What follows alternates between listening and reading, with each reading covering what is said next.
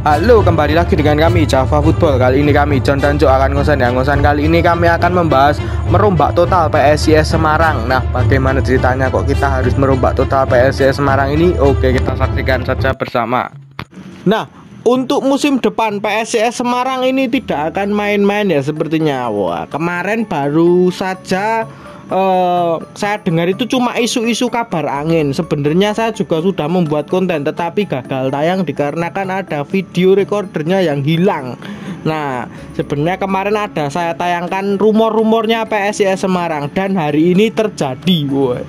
Sudah resmi, bahkan sudah diperkenalkan oleh public club. Bahkan ya walaupun memang ada yang kontroversi tetapi ya nggak masalah lah, it's no problem. Di Indonesia seperti itu sudah biasa. Ini sepertinya PSIS ngebet sekali ya, ataupun memang tancap gas dengan hadirnya Marukawa dan Fortes ini. Wajah iki lagi rampung liga loh. Sepertinya pemilik klub PSIS Semarang Pak Anto ini memang bener-bener serius ya. Mungkin kemarin sudah banyak kritikan yang masuk ke PSIS Semarang dikarenakan mungkin hanya bermain mungkin setengah kompetisi itu PSIS bermain bagus, setengahnya sudah meletre ataupun sudah kehabisan bensin sepertinya PSIS Semarang. Menurut pandanganmu Cuk, ini kan kemarin baru isu dan hari ini terbukti Fortes dan Marukawa merapat ke PSIS Semarang. Menurut pandanganmu gimana ini, Baj? Wah, berarti Marukawa ditikung ini, tidak jadi ke Persis Solo ini. Ya, memang benar sekali ya, John. Untuk PSIS Semarang itu pemain lokal gak terlalu banyak masalah menurutku, karena bagaimanapun PSIS Semarang untuk talenta lokal mereka sangat pro terhadap pembinaan usia muda dan mengorbitkan talenta lokal. Nah, yang sering kita bahas dari kemarin-kemarin itu kan soal kualitas pemain asing ya. PSIS Semarang ini lemah sekali dalam perekrutan pemain asing untuk kualitasnya. Nah, ini liga baru selesai saja, belum nafasnya belum lega aja langsung mendatangkan duet maut ya, pemain wah best lah ya. Marukawa yang baru saja mendapatkan gelar pemain terbaik Liga Indonesia. Terus Fortes peringkat kedua top skor Liga Indonesia. Wah, ngeri-ngerong ini. Ya, betul sekali ya. Kemarin kita mengkritik para pemain asing PSIS, rekrutan pemain asing PSIS yang menurut pandangan saya pribadi terkesan seperti ngasal ataupun kurang bagus lah, seperti kucing dalam karung ya. Memang di Indonesia ini harus diselektif lah. Kalau untuk perekrutan pemain asing itu memang harus diselektif dan dipilih bener-bener. Ojo saling percaya, ojo asal percaya karo agen, ibaratkan seperti itu. Jangan pernah tertipu terhadap video. Wah, ini apa ya, tekan gone jeblok. Nah, seperti itu. Kalau perlu pemain asing itu memang harus dites terlebih dahulu. Memang harus ikut seleksi terlebih dahulu. Ra cocok balik ke ngono wae. Nah, itu terjadi di kubu PSS Sleman ya.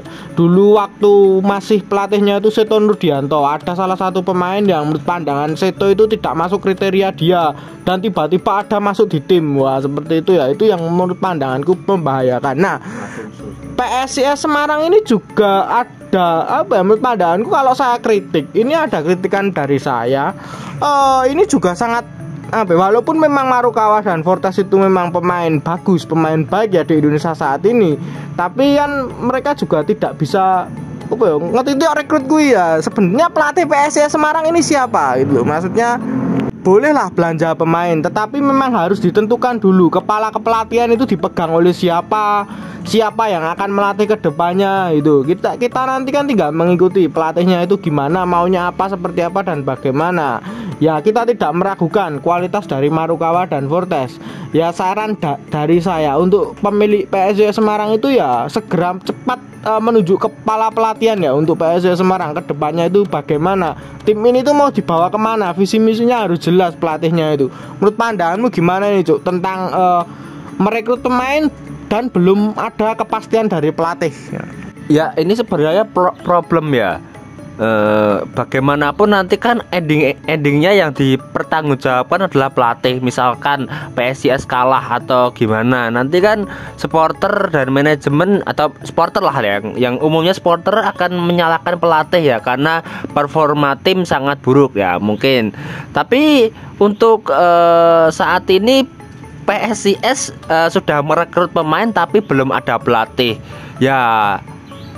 Untuk pemainnya sendiri kan ya sebenarnya juga pemain top lah ya di Liga Indonesia.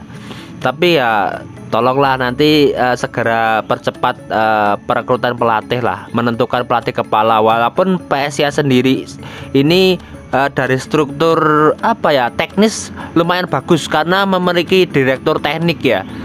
Direktur teknik ya berlisensi ya UEFA Pro ya kayaknya. Si Ian Andre itu kan juga bagus. Itu mungkin jarang klub-klub Indonesia punya direktur teknik. Tapi kan ya bagaimanapun nanti tetap endingnya pelatih yang bertanggung jawab. Ya betul sekali ya, saran dari kami sih seperti itu. Sesegera mungkin rekrut pelatih yang menurut pandangan manajemen PSIS Semarang itu layak menaungi PSIS musim depan, dan harus bisa punya target ke depan seperti apa. Visi misinya harus dijelaskan terlebih dahulu kepada supporter Semarang sendiri. Memang harus dikasih paham terlebih dahulu. Ya mungkin saat ini banyak supporter PSIS Semarang yang saya lihat di Twitter maupun media-media sosial lainnya, mereka banyak yang bergembira terhadap gerak cepat manajemen PSIS Semarang. Ya itu memang suatu keunggulan juga sih. Memang sacet lah dasdes bangane kok carry yo. Tapi juga harus memperhatikan aspek tersebut tadi, pelatihnya tadi dulu. Nah, menurut pandangan saya, kalau dari PSIS Semarang sendiri jangan sampai meninggalkan para pemain muda PSIS Semarang ataupun debut dari anak-anak muda Semarang sendiri. Lokal pride itu bagus-bagus ya. Bisa dibilang PSIS ini paling berhasil menurut pandangan saya pribadi dalam rekrutan pemain-pemain muda. Bisa dibilang seperti itu. Itu jangan sekali ditinggalkan. Walaupun mereka itu bisa membeli pemain-pemain top di Indonesia, tetapi para pemain muda-muda itu harus diberi kesempatan gitu loh. Maksudnya kan kasihan sudah membentuk akademi, sudah membentuk elite pro yang menurut pandanganku juga udah bagus, berjalan dengan baik, tetapi malah tidak mengorbitkan sama sekali. Ya itu sama saja bohong gitu loh. Maksudnya elite pro nya nanti anak-anak mudanya itu layu sebelum berkembang gitu loh. Maksudnya itu mati-mati gitu kan, eman bakate gitu. Menurut pandanganmu gimana nih Cuk, setelah manajemen menunjukkan keseriusannya ini? Ya gini ya John, problem dari PSIS di tahun-tahun sebelumnya ya, itu terutama tahun kemarin, mereka itu banyak mengorbitkan pemain muda. Itu bagus, tapi sayangnya tidak diimbangi dengan kualitas pemain asing yang bagus ya. Kalau di Bali United, perbandingannya Bali United ya yang juara, soalnya itu tidak banyak mengorbitkan atau malah nggak mengorbitkan pemain muda yang bagus, tapi mereka membeli pemain asing atau mempunyai pemain asing kelas 1 ya. Ini juga problem dari Bali United ya. Kalau tahun ini ya saya harap PSIS itu tetap mengoptimalkan prestasi dengan membeli pemain asing top ya, tapi juga tidak meninggalkan pemain muda atau tradisi PSIS mengorbitkan pemain muda ya 50% lah ya. Jangan mengorbitkan tok tanpa membeli pemain asing top. Jangan membeli pemain asing top tanpa mengorbitkan pemain muda. Ya imbang lah, harus imbang. Ya betul sekali, memang harus diimbangi seperti itu ya. Soalnya kualitas para pemain muda lokal pride Semarang sendiri sudah bisa terbukti ataupun sudah bisa menurut pandanganku ya wis berhasil lah internasional bahkan. Seperti Arhan. Nanti juga ada Dewangga, nanti juga pasti ada Arhan berikutnya, pasti ada di PSIS Semarang ini. Menurut pandangan saya pribadi ya, itu jangan sampai ditinggalkan.